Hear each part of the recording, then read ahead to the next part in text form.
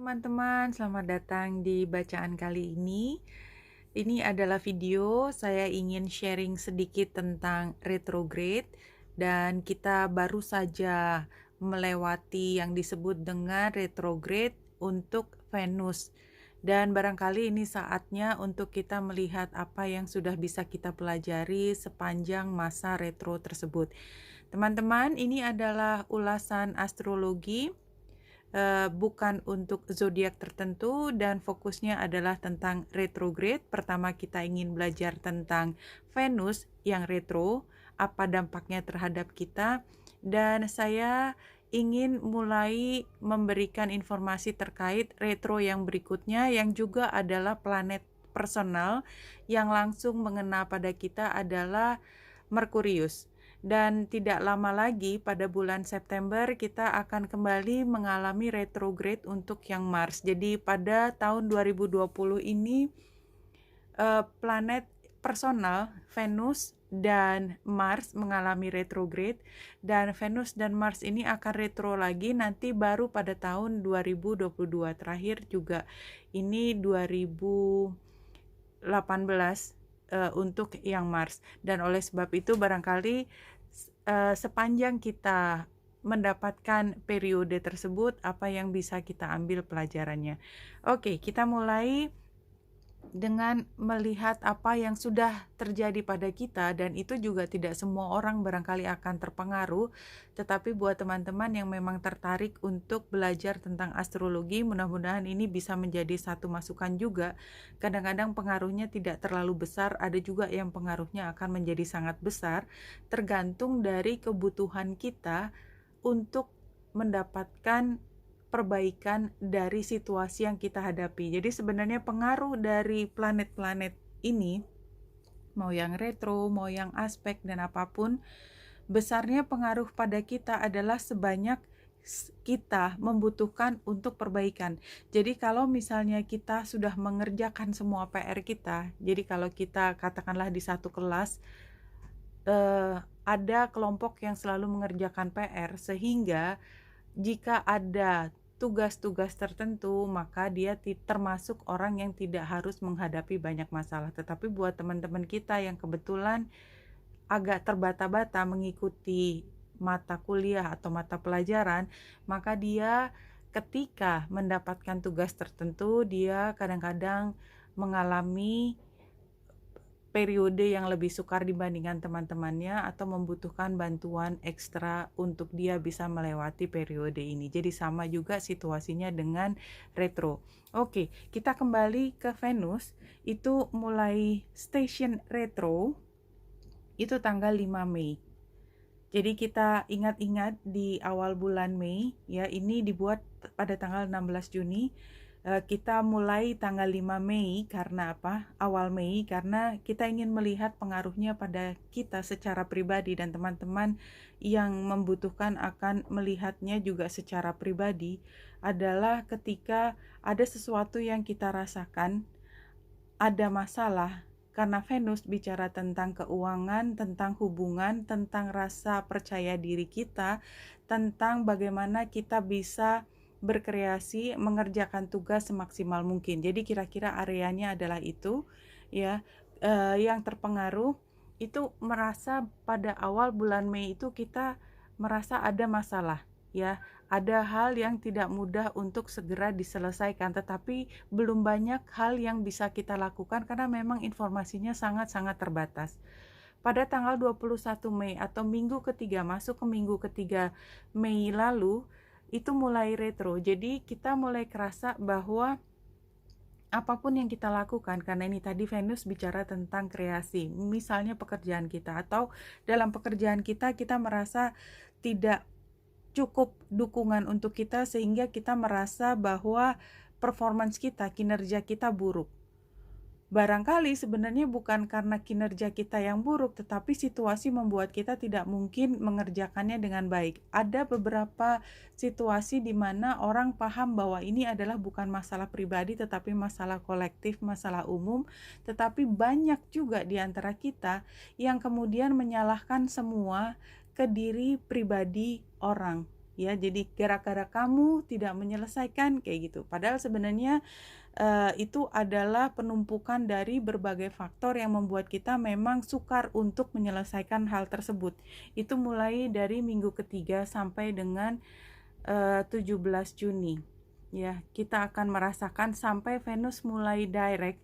Nah, sepanjang jalan antara 21 Mei, minggu ketiga, sampai ini kan masuk minggu kedua bulan Juni, itu perjalanannya sebenarnya tidak lurus, tetapi ada masa turun, masa dimana kita merasa tidak mampu. Kalau hubungan, kita merasa hubungannya sudah hopeless gitu ya, tidak bisa diperbaiki. Setiap kita bicara ada masalah, pertengkaran, atau kalau tidak bertengkar tapi tetap kita tidak punya solusinya apa, setiap kali begitu yang dihadapi sehingga kita rasanya mundur dan tidak bisa melakukan sesuatu. Maka pada tanggal 17 Juni, sesaat sebelum 17 Juni itu kita sudah menemukan sebenarnya retro itu adalah waktu perpanjangan yang diberikan kepada kita untuk menelaah lebih jauh, dan biasanya dalam waktu yang diberikan ketika retro kita menemukan banyak informasi baru.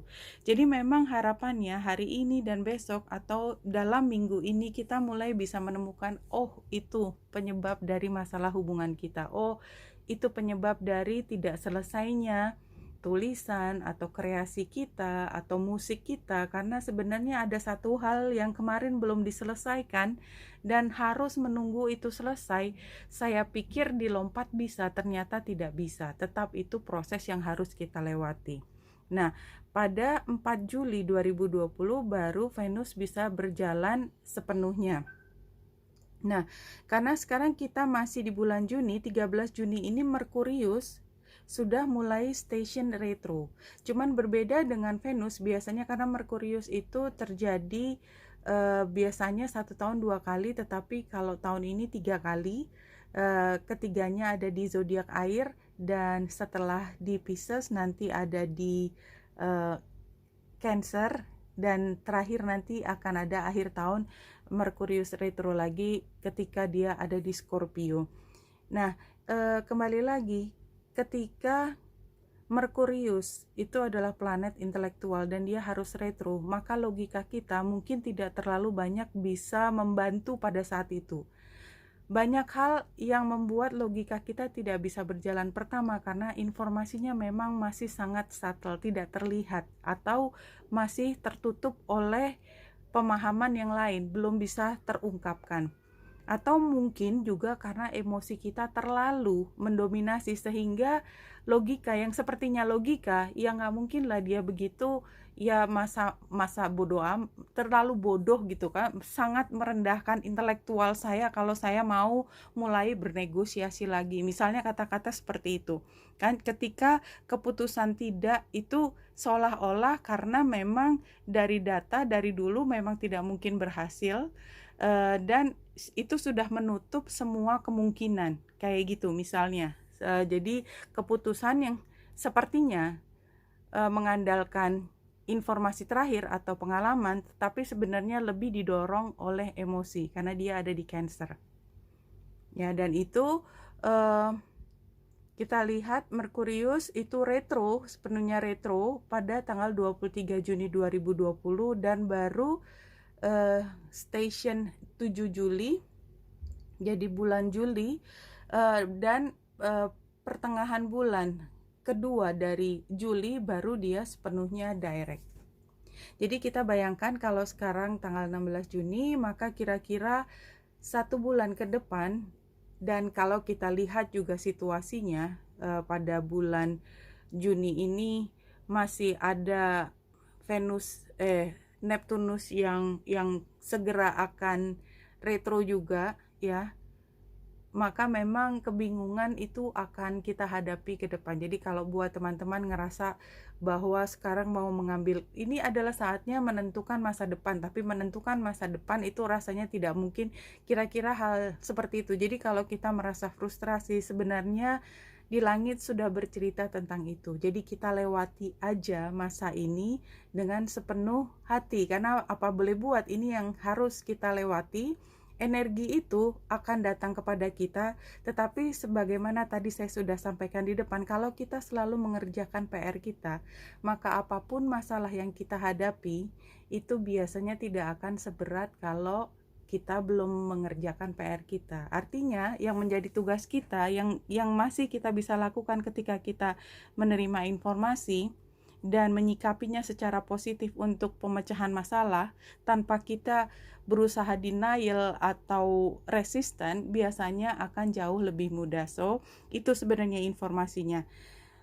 Yang ingin saya sampaikan juga di sini adalah, kan Pluto jelas kita sudah tahu dia sudah retro sejak 6 Mei, Saturnus juga masih retro sampai sekarang mulai dari 24 Mei, kemudian Jupiter masih retro sampai sekarang dari 27 Mei, Neptunus akan mulai retro pada awal Juli, tanggal 5 Juli Neptunus mulai retro. Jadi banyak sekali planet besar yang berpengaruh di latar belakang kita. Jadi tidak hanya planet personal, tapi planet yang melingkupi lebih luas itu pun retro.